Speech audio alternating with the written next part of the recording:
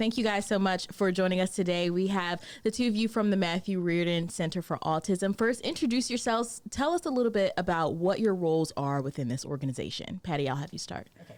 I am the president and CEO of the whole corporation. We are a nonprofit 501c3. And my job is primarily to oversee the financial, structural portion of the business, but also to be sure that we are meeting all regulations. We're bound by HIPAA regulations. We also have, we are an accredited school, so we have state regulations that have to be met and followed. I work with the board of directors. Molly is our big fundraiser now, so I don't have to do that anymore, which is really lovely. But primarily, I do the business portion of the organization. Awesome. Okay, I'm Molly White, and I am the development director at the Matthew Reardon Center for Autism, and I'm the fundraiser. I also reach out to the community and help find community partners. I write grants. I plan our events, which, our big one is the Autism Conference, but we do have several family events throughout the year, too, that I help with. Okay, and so you guys, give me a background of this corporation, what you guys do, why it's important for you guys to be in this community. The Matthew Reardon Center started out as a summer camp for children with special needs. A group of Matthew Reardon is a real person. Matthew is about 35 now, I think, and was born typically, but developed encephalitis from a mosquito bite and was left with brain trauma. And so his parents and friends got together and they started a summer camp for children with special needs, the purpose of which was to minimize the educational regression over the course of the summer.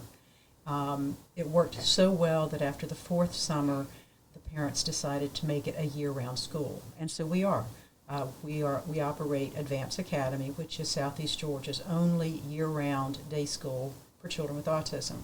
Our school year starts in August, it ends in July. And so we were incorporated in 2000 and have operated Advance Academy ever since. And initially, we were a school for children with a lot of different special needs. In 2008, the demand for autism services had just taken off, and so at that point in time, the board of directors changed our focus to working with children with autism. And of course, in the ensuing years, the incidence of autism has gone from about 1 in 2,500 children to now 1 in 36. So it is a neurological condition that children are born with, and it is really having an impact on children right now in our society.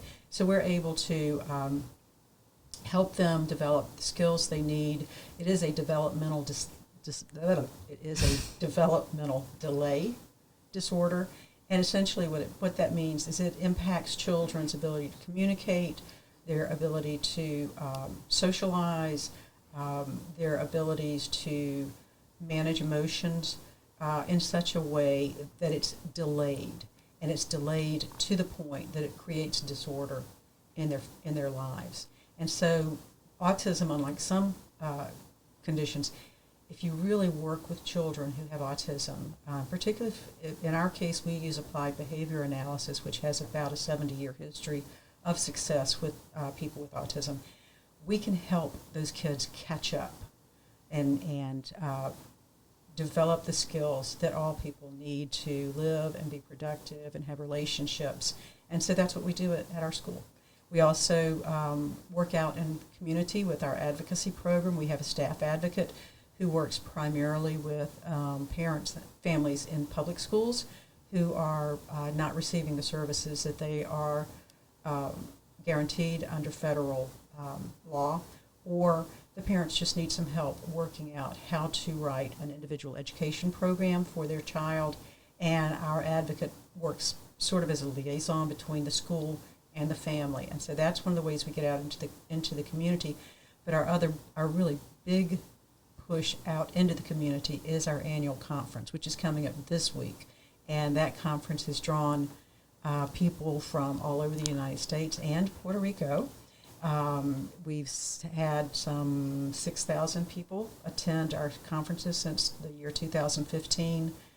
Took a big break, of course, with COVID, but we did reestablish the conference last year, and we're doing it this year, and we're beginning to grow again. So we're very excited about that opportunity to really provide educational instruction for families, caregivers, healthcare professionals, educators. We do a lot of things we do a lot of presentations for teachers because, as I said, 1 in 36 kids, our kids are everywhere. They're not just at the Matthew Reardon Center. Our schools are full of them. And so these are children who just need some extra supports, but they need certain kinds. And so that's our goal is to not only serve the children who attend our school, but also to help educate our community at large. We're getting ready to move into a pre-employment transition service program in collaboration with Employability and Georgia Vocational Rehab Agency, which we're really excited about because, again, it gives our kids a chance to develop the skills, particularly the social skills, that they're going to need in the workplace.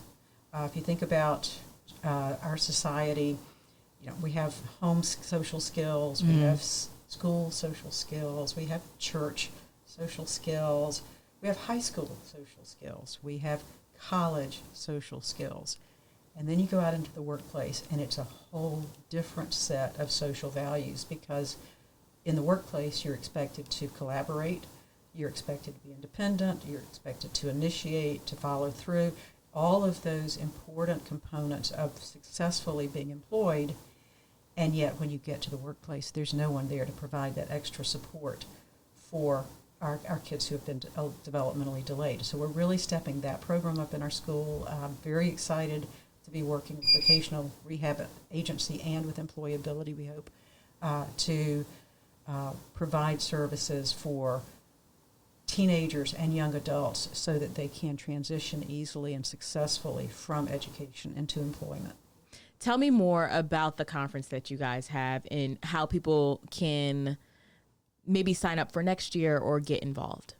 Well, and they can also go to our website because we will post the workshops. We will have links to the resource list. For the resource Yes. list, but also for the workshop PowerPoints. Yes, like they will all be up on the website. Yeah. And some of the ones I've seen so far you can figure out without the presenter pretty much where to go.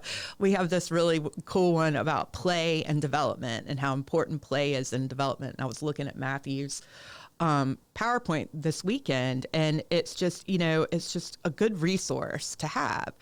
And last year we did a workshop on community resources with Julie Hardiman, who just recently retired from the public school system, and Pauline Shaw. And it was a little too much, but they literally hyperlinked everything you needed to know on that PowerPoint presentation. So, I mean, if you need to know how to apply for a Katie Beckett waiver, you can go to that presentation and click the link. It's just a really cool, because, I mean, our purpose is to get information out there because so many special needs families, I mean, I know because we are one, you just don't know. You have no idea. It's like this is a well-kept secret, and it shouldn't be. Yeah. For the conference, what should people expect? Well, we have a good mixture of workshops that will be for professionals and educators and for families. So we try to do a balance of both. You can learn anything about individual education plans. We have several workshops about that. We have several workshops on behavior. I tend to book workshops on things that I'm dealing with. And behavior is our big thing right now. But so we have a few on behavior. We have, there's this one, and this one fascinates me, and I keep talking about Robin's because apparently there's a correlation between handwriting and behavior. Oh. And she has all these tips and, ideas about how you can minimize that behavior from that non-preferred task, because especially in my house, non-preferred tasks are going to be the biggest disruption to our lives. So Robin is coming in and going to tell you how to minimize those behaviors. We've also got two people I'm really excited about from Georgia Southern University, Katie Hawney and Stephanie Devine. They are coming in and doing a presentation on the educator part of the IEP process, but they're also doing another one about post-secondary success. And yeah, we can provide you with all the resources until you're 21. But once you're 21, what happens? So Katie and Stephanie runs this program at Georgia Southern in Statesboro called Eagle Academy, and it's a college experience for kids with developmental disabilities. So we're going to learn about that, and not only is she going to talk about that, but she's going to talk about all the other post-secondary resources that she knows of. And I'm super excited to have them because they are just a wealth of knowledge. Yeah.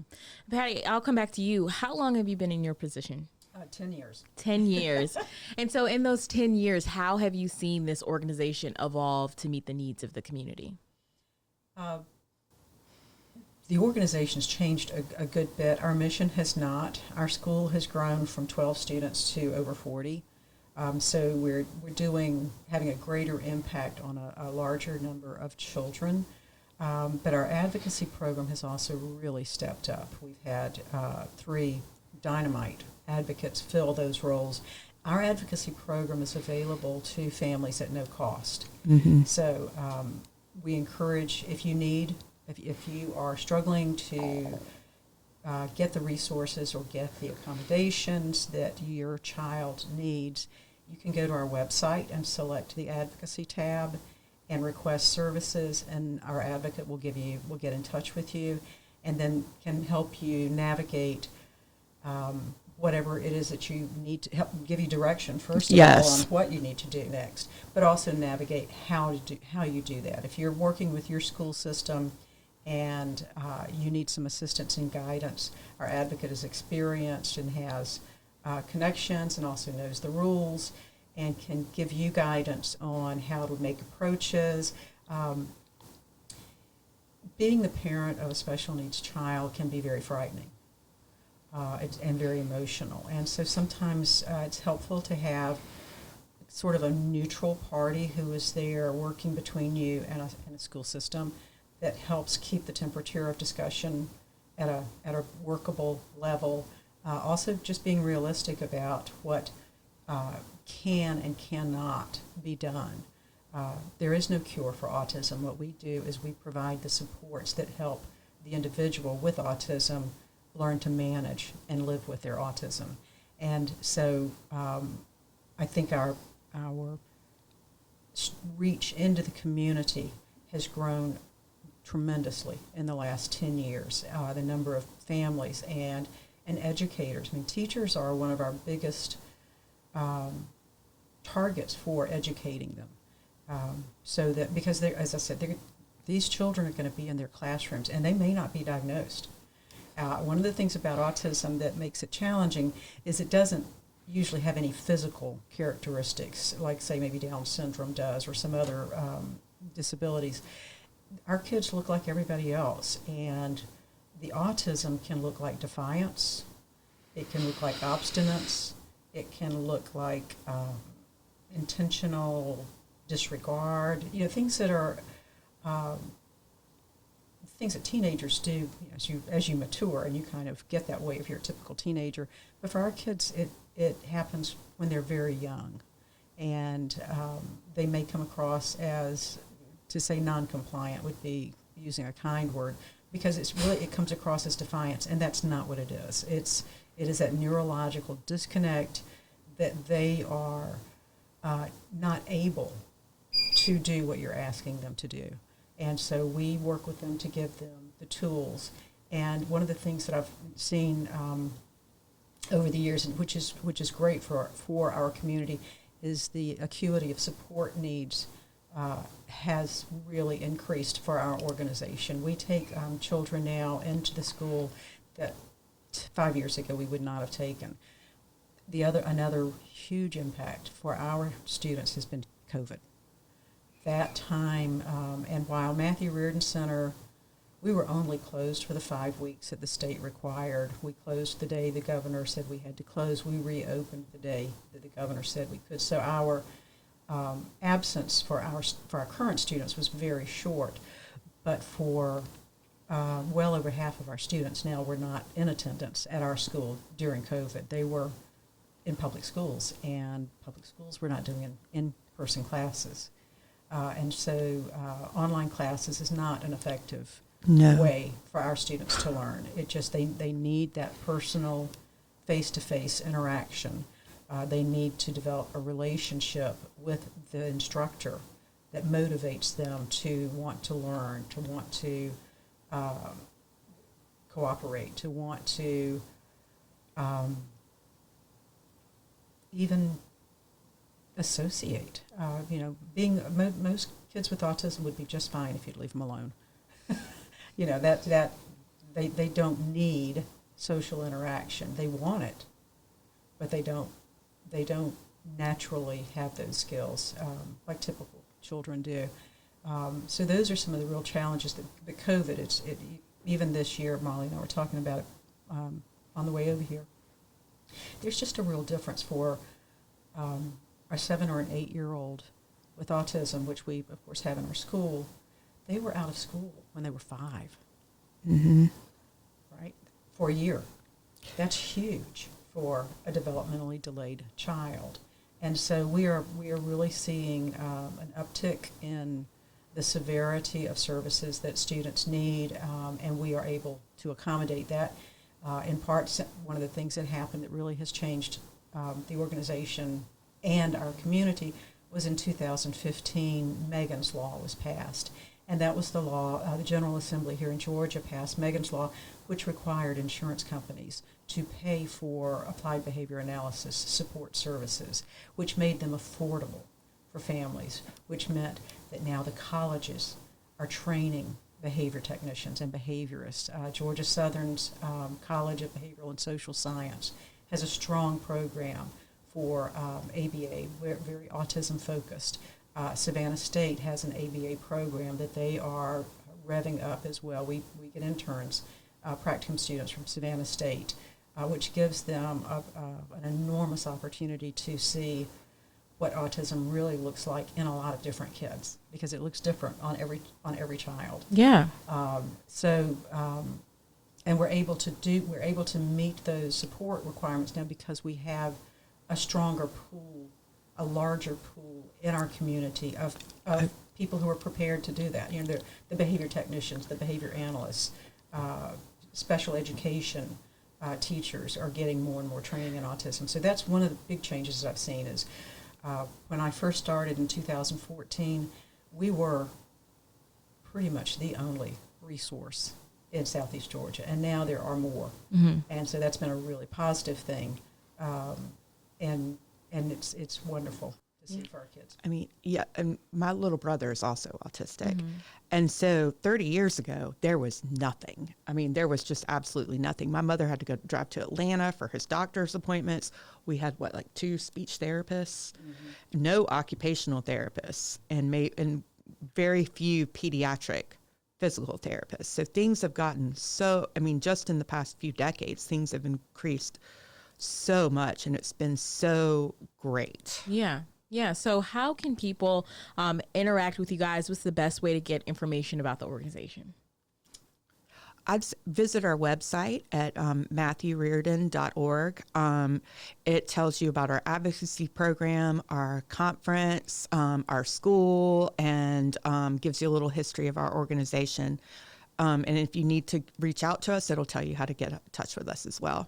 Any final message to someone in the community that might be looking for somewhere to turn some help for their child, for their loved one? Any message to them? Hang in there. And if you need resources, need to know where to turn, give us a call. Because, we can at least direct you to somebody like B&B Care or Gateway, who they can help you get the services that you need. If you need help with the school system, give us a call. If you need to just know what kind of therapies should my child have, give us a call. We can help you get there. Amazing. Anything else? I do. I'd like to say something to parents who don't have special needs kids. And that is, when you're out and about and you see a child that is struggling, particularly if they're struggling behaviorally, be kind. Yes. Be kind. Why do you say that? Again, because autism doesn't have physical symptoms. It has behavioral and communication symptoms. And a child with autism, it's very easy to be mistaken as an undisciplined, unruly, bully, defiant, child that we all look at and say, why doesn't that parent control their child? 1 in 36 kids, that's a lot of children. And so, you may not be able to help in a situation, but you can certainly be kind to the parents and be kind and warm to as much as possible in the situation given. Absolutely. Well, Patty, Molly, thank you so much for joining me today. Thank you for having us. Thank you, Simone. It's been great.